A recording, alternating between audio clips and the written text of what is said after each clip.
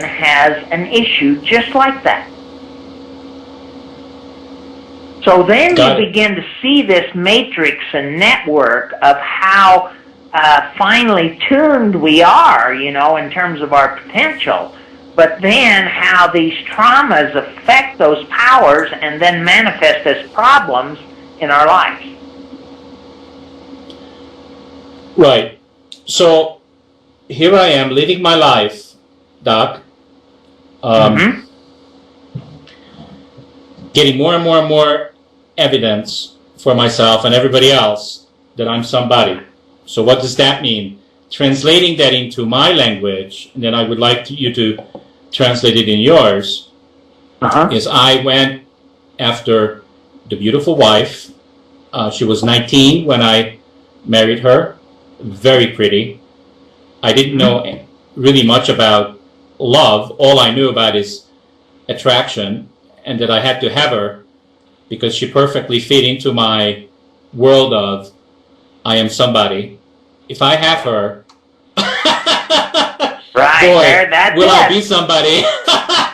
Yeah, that's it. And then I proceeded to do what I needed to do, which is get the big house, get the cars, get the kids, get the big house with the picket fence, get all that stuff arranged, the big career. I became a big-time consultant, becoming a whore to corporate America.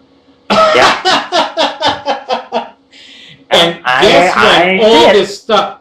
Yeah, go ahead. Go ahead.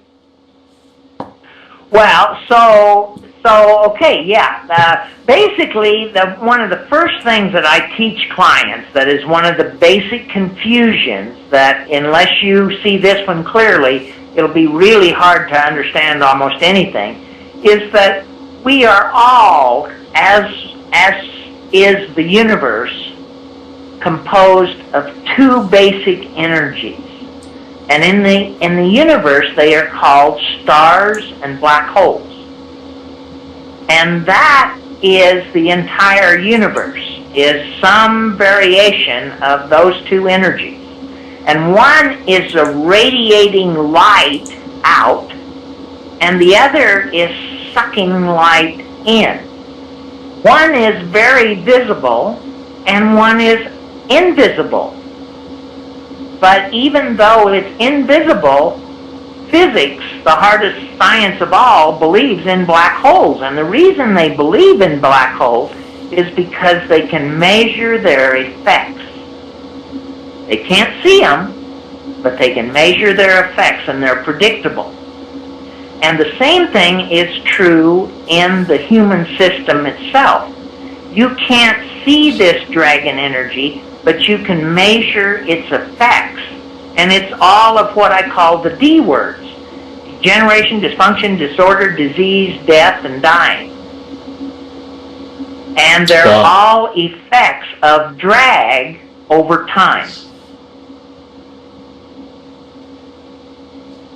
which is trauma memory being repeated over and over. So, in terms of these two motivations, one is a motivation of survival based on the assumption that you have no power. And that's defense, and that's what you have to do when you have no power. But once you become independent and have power, you have to change almost immediately in order to go from independence or dependency to independency. And the difference is that in dependency, you had someone taking care of you, so you didn't have any power.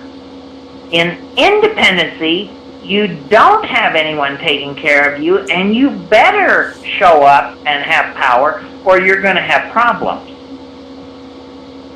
So that consciousness is not very clear in most people, and a lot of people who become very dependent in an independent state have difficulty when they become independent changing from defense to offense so that they can have points, because The nature of any game is that there are no points for defense. So you can't play defense and expect to get points. Wow, And see, I never heard it That's put that way. it. Go ahead. I never heard, Doc. I never heard it put that way. That's very Oh. That's very interesting. Yeah. So one